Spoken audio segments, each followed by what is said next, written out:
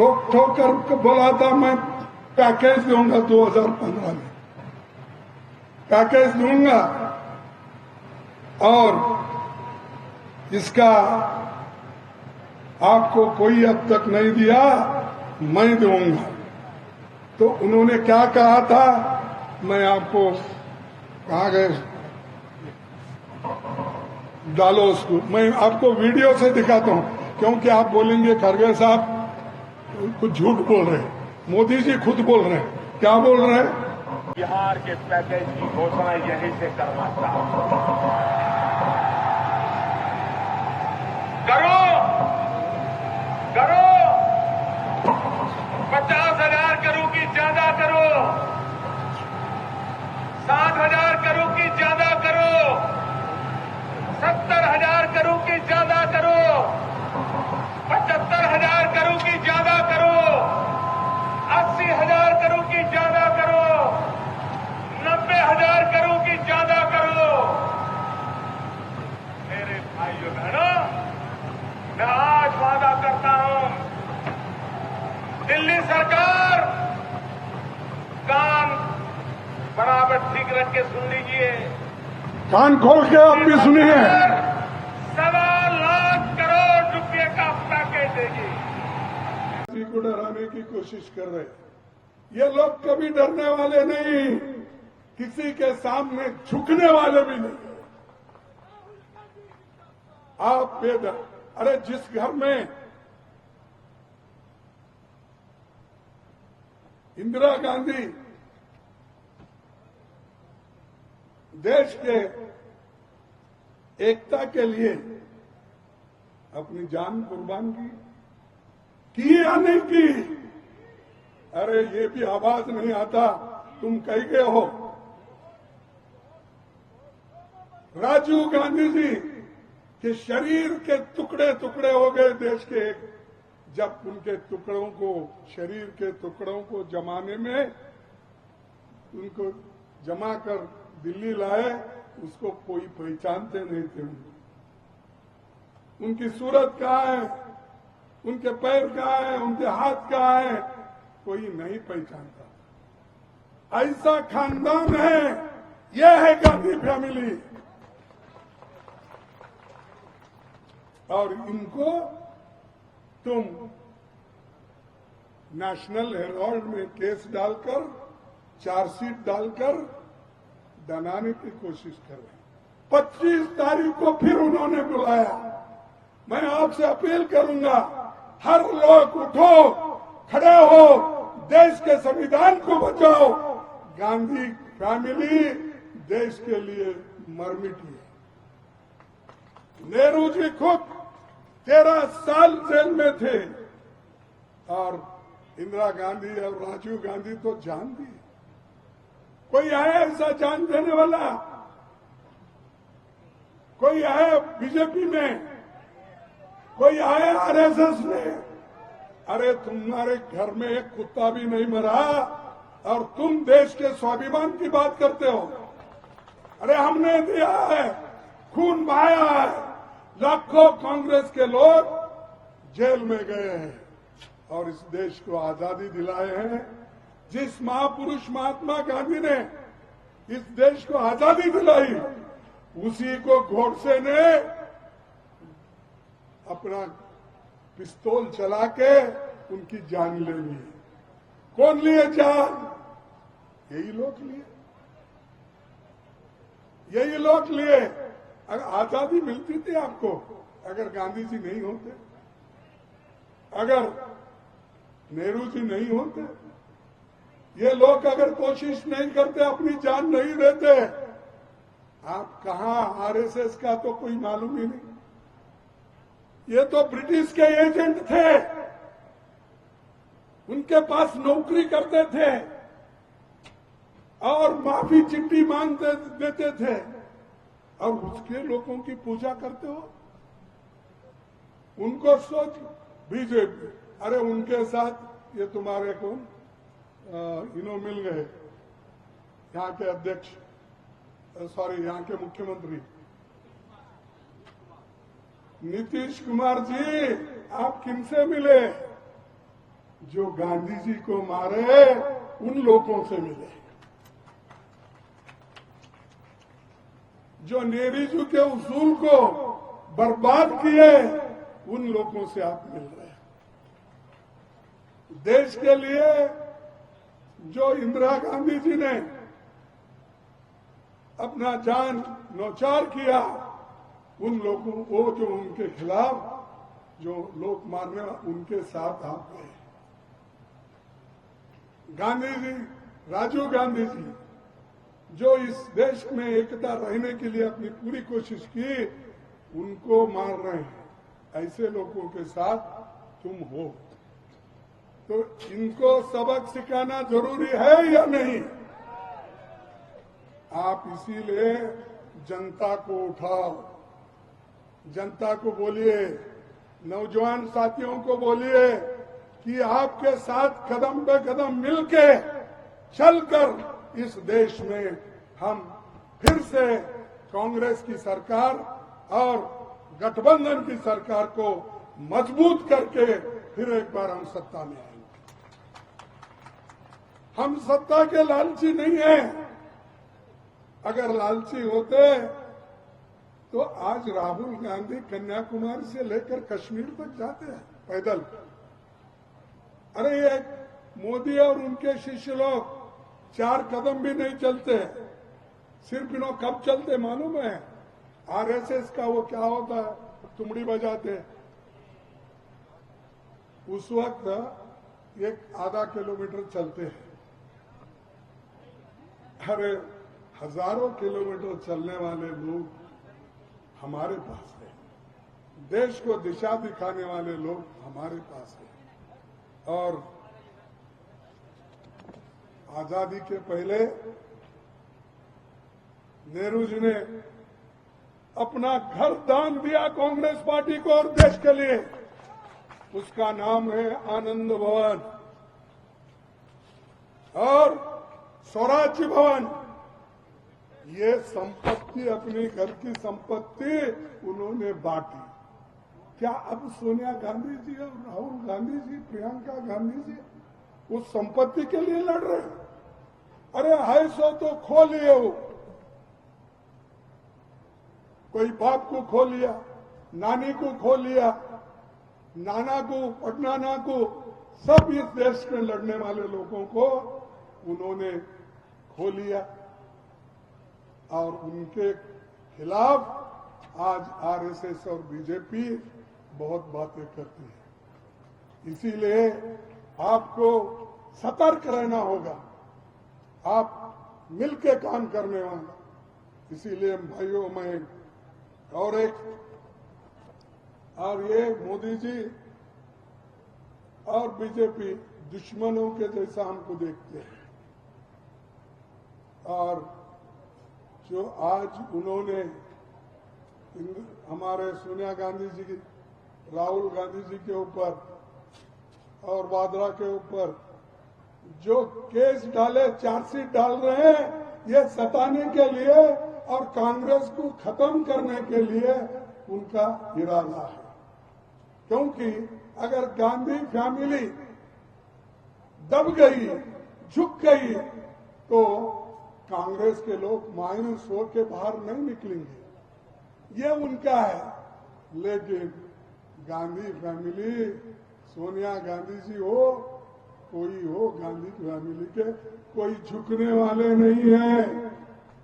वो लड़ते रहेंगे, जैसा कि उनकी नानी लड़ी, तो पिताजी लड़े, उसके नाना लड़े।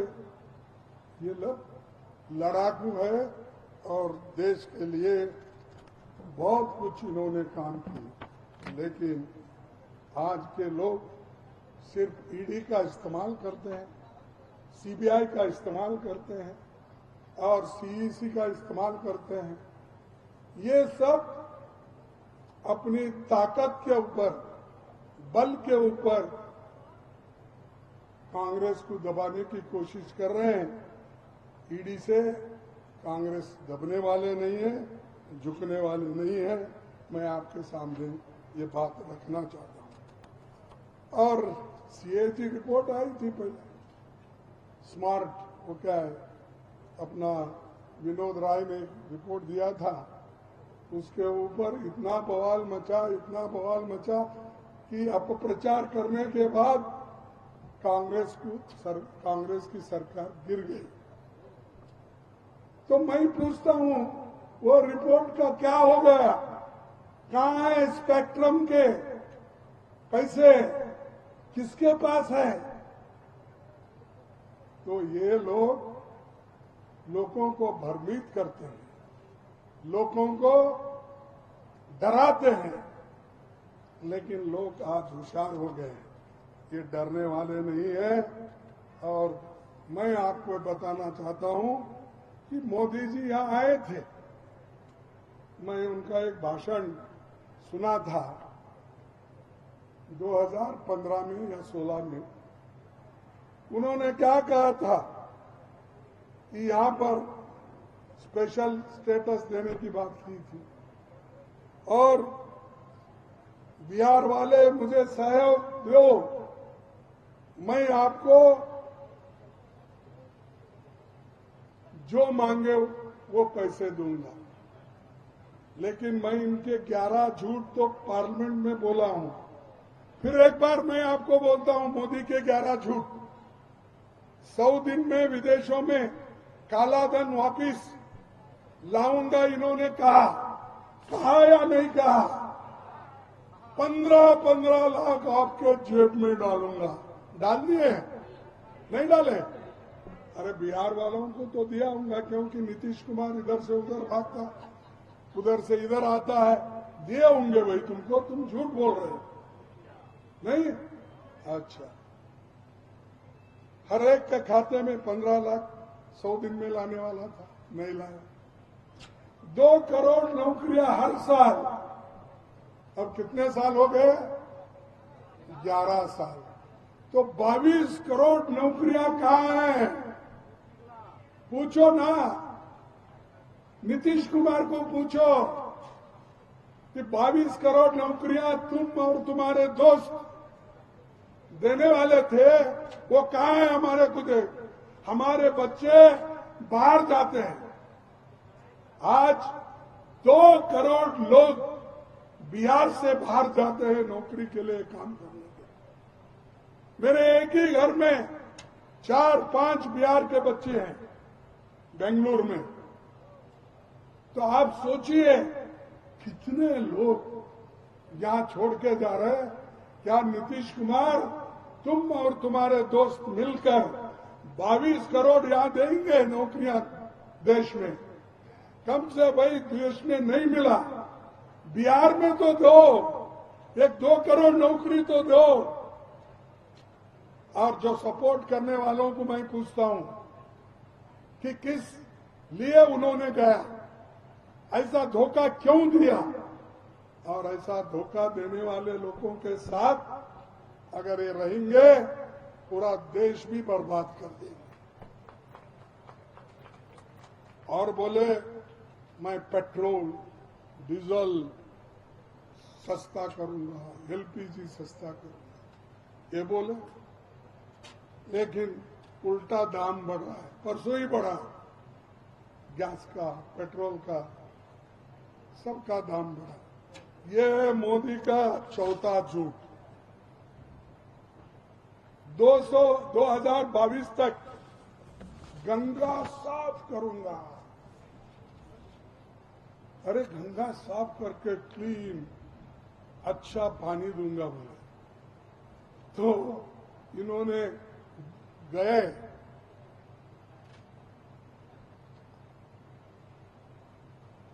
गंगा में, पानी साफ नहीं इसलिए इन्होंने डुबकी नहीं मारी वहां।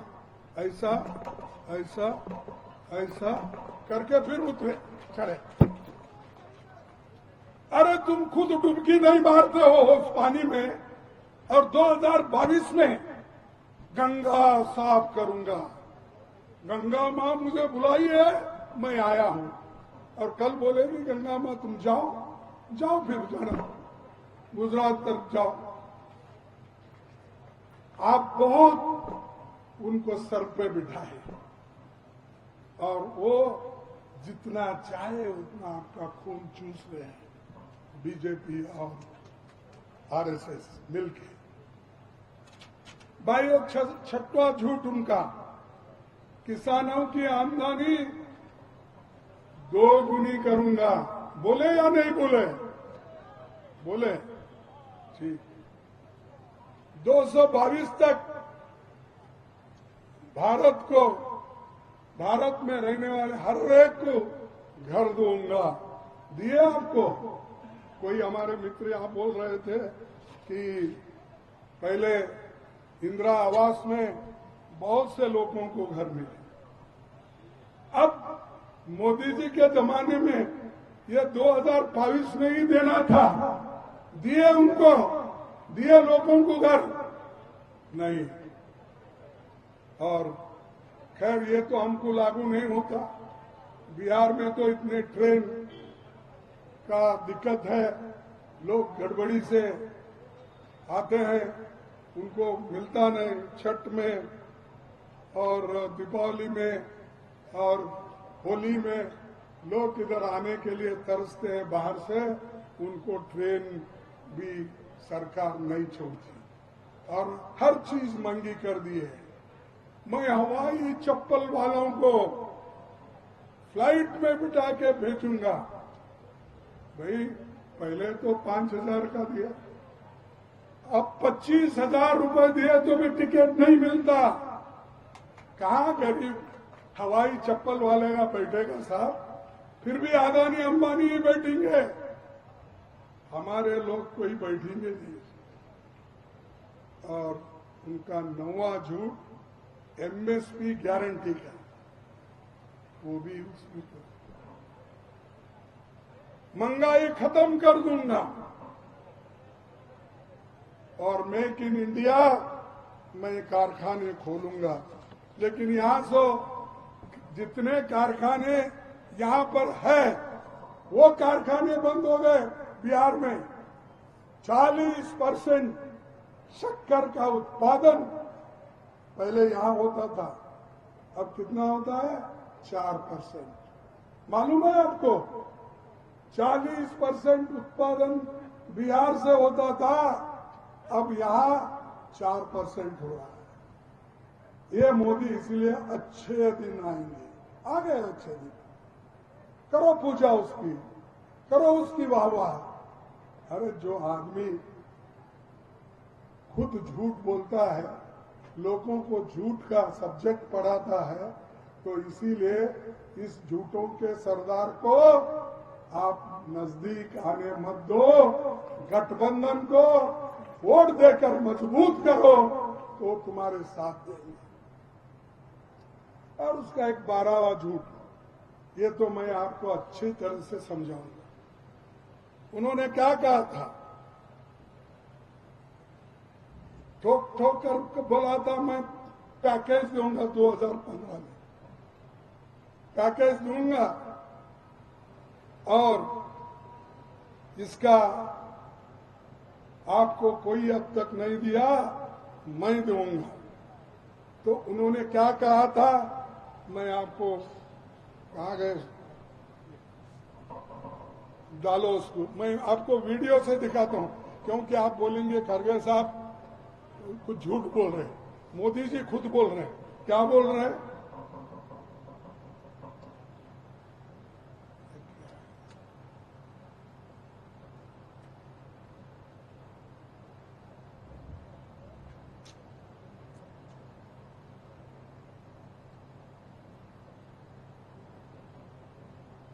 क्या तुम्हारा आईपैड भी छीन लिया क्या मोदी?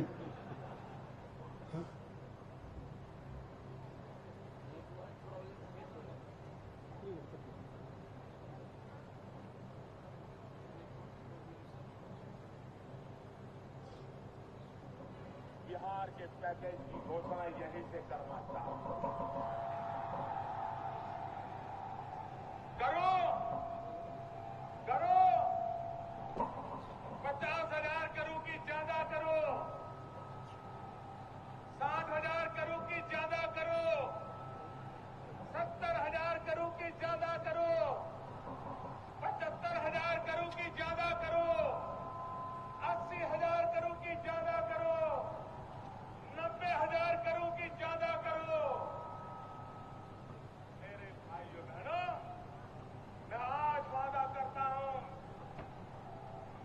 सरकार कान बराबर ठीक रख के सुन लीजिए। कान खोल के आप भी सुनिए। 1.25 लाख करोड़ रुपए का पैकेज देगी। 1.25 लाख करोड़ रुपया मैं आज बिहार के पैकेज की घोषणा यहीं से करना चाहता हूं। करो 50,000 करो कि ज्यादा करो। इसने कहा लोगों को, हजारों लोग बैठे थे उनके सामने। 18 अगस्त 2015 को इन्होंने बोला, उन्हीं के शब्दों में मैं आपको सुनाया। अब तो आपकी खातरी हो गई मोदी जी क्या बोले। मिला होगा आपको 1,25,000 करोड़ बिहार के लिए देने वाले थे। मैं पूछता हूं, वो 1,25,000 रुपए क्या मोदी जी और नीतीश जी दोनों मिलके बांट लिए? ये मेरे शब्द नहीं, उन्होंने ही बोला। इसीलिए फिर एक बार मैं उनके शब्द में ही बोलूंगा।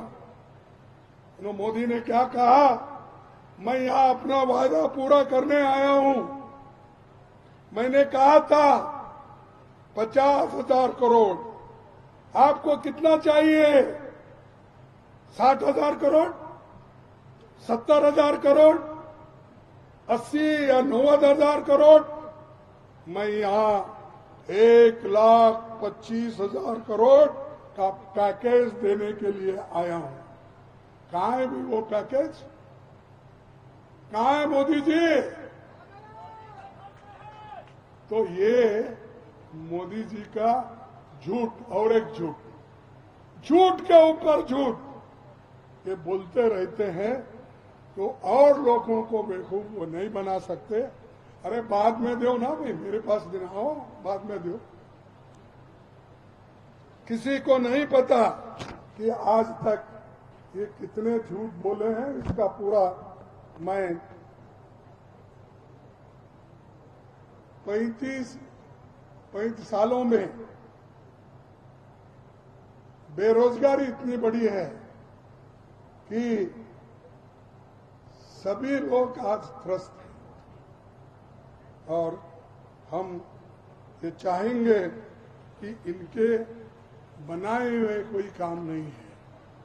जो कुछ बनाया पंडित जवाहरलाल नेहरू जी ने, चाहे वो IIM हो, IIT हो, चाहे एम्स हो, डैम्स हो, पब्लिक सेक्टर हो, ये सब जवाहरलाल नेहरू जी ने बनाया, कांग्रेस ने बनाया।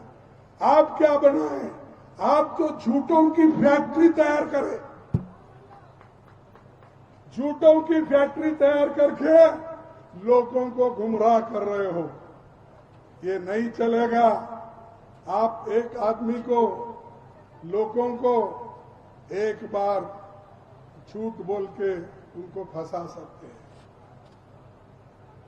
चंद लोगों को आप बेवकूफ चंद दिन के लिए बना सकते हो।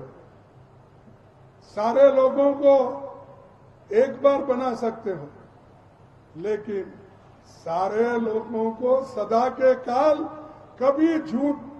कभी भी उनको आप झूठ बोलने का जो आज तुम्हारा चल रहा है, इसमें वो आएंगे नहीं, इस झांसे में नहीं आएंगे। सबको फूल नहीं कर सकते हैं, सबको बेवकूफ नहीं बना सकते हैं। अब जागृत हुए लोग, इसीलिए मैं आपसे यही निवेदन करूंगा कि ये जो लोग हैं, और मैं बहुत देर आपका समय नहीं लेना चाहता हूं, और यहाँ पर तो इतने हैं कि बिहार तो ह्यूमन इंडेक्स में 36वें नंबर पर है। ये 28 राज्य है और 8 यूनियन टेरिटरीज है। इसमें इसका नंबर कितना है? 36वां नंबर। ये इनका डेवलपमेंट नीतीश डबल इंजन का, और ये डबल इंजन की बात कर करके यहां तक आए। इसके आगे डबल इंजन की बात नहीं होती, एक ही इंजन रहेगा, पावरफुल इंजन रहेगा, वो गठबंधन का इंजन रहेगा। और इसीलिए मोदी जी को मैं ये कहना चाहता हूं, आप बार बार झूठ मत बोलिए, और आरएसएस और उनके लोगों को भी मैं ये कहना चाहता हूं, बाबा साहब अम्बेडकर के बारे में झूठ बोलना बंद करो, नहीं तो लोग तुमको सड़कों पे ठहरा ठहरा के हाथ पकड़ के पूछेंगे क्या गलती थी डॉक्टर बाबा साहब अम्बेडकर। अरे बाबा साहब अम्बेडकर जब लखनऊ आए थे, उन्होंने खुद ये कहा, बाबा साहब ने कानून मंत्री होते हुए लखनऊ में ये बात कहा, मैं केंद्र सरकार में भागीदार हूं, लेकिन मैंने कांग्रेस के टिकट पर चुनाव नहीं लड़ा। मैं कांग्रेस का सदस्य नहीं हूं। कांग्रेस ने केंद्र सरकार में शामिल होने के लिए मुझे निमंत्रण दिया था, बिना शर्त मैंने ये निमंत्रण स्वीकार किया। ये बाबा साहब का कहना है, और बाबा साहब ये खुद कहते हैं, मुझे हराने वाले लोग डांगे और सावरकर है, और कोई मुझे नहीं हराया, यही लोग हराए। उनका लेटर है, उनकी भाषा ये है। फिर क्यों भाई आप पुकारते फिरते हो अम्बेडकर का अपमान हुआ, हम अपमान किए? क्या ये हमारा गलती था? बाबा साहब ने कानून मंत्री होते हुए लखनऊ में ये बात कहा, मैं केंद्र सरकार में भागीदार हूं, लेकिन मैंने कांग्रेस के टिकट पर चुनाव नहीं लड़ा। मैं कांग्रेस का सदस्य नहीं हूं। कांग्रेस ने केंद्र सरकार में शामिल होने के लिए मुझे निमंत्रण दिया था, बिना शर्त मैंने ये निमंत्रण स्वीकार किया। ये बाबा साहब का कहना है, और बाबा साहब ये खुद कहते हैं, मुझे हराने वाले लोग डांगे और सावरकर है, और कोई मुझे नहीं हराया, यही लोग हराए। उनका लेटर है, उनकी भाषा ये है। फिर क्यों भाई आप पुकारते फिरते हो अम्बेडकर का अपमान हुआ, हम अपमान किए? क्या ये हमारा गलती था कि हमने जो बाबा साहब को यहां पर जो बुला के खासकर नेहरू जी ने आमंत्रण दिया और उनको कानून मंत्री बनाया? क्या हमारी गलती थी? कॉन्स्टिट्यूंट असेंबली के मेंबर बना के फिर से उनको लाकर चुन के ड्राफ्टिंग कमेटी के चेयरमैन बनाया? क्या ये हमारी गलती थी? क्या हमारी गलती थी? नेहरू जी ने कानून मंत्री बनाकर उनको अपने साथ लिया देश की सेवा करने के लिए। तो दोस्तों, ये झूठे लोगों की बात मत आप सुनो। सही जो मिलता है वो बहुत दिन चलता है, और झूठ ये बहुत दिन चलने वाला नहीं है। और ये झूठ बोलते बोलते यहां तक आए, ये आगे चलने वाला नहीं है। और आखिरी में मैं आप सबको यही कहूंगा कि बिहार के प्रगति के लिए, बिहार के उन्नति के लिए, बिहार के शैक्षणिक जो स्तर है इसको बढ़ाने के लिए, हमारे बच्चों को अच्छा शिक्षा देने के लिए बीजेपी को हटाओ, नीतीश को हटाओ, क्योंकि ये नीतीश ही उधर से इधर खेल खेलता है। अरे खेल खेलने वाले को अगर हटा दिए तो बीजेपी ऑटोमेटिकली गिरती है। तो मेरा यही आपसे विनंती है, आने वाले दिन में नजदीक है इलेक्शन 4-6 महीने में, आप लोग गठबंधन को जिताएंगे। अरे जोर से बोलो। अरे मेरे जैसा 80 साल के ऊपर हो गए, 83 इयर्स मेरी आवाज अभी बुलंद है, तुम वो करेंगे ये बोलो जोर से, गठबंधन को जिताएंगे, जिताएंगे, जिताएंगे, बीजेपी को हराएंगे, हराएंगे। इसीलिए जय बापू, जय भीम, जय संविधान, जय हिंद, जय कांग्रेस, जय गठबंधन। सबको धन्यवाद। और आखिरी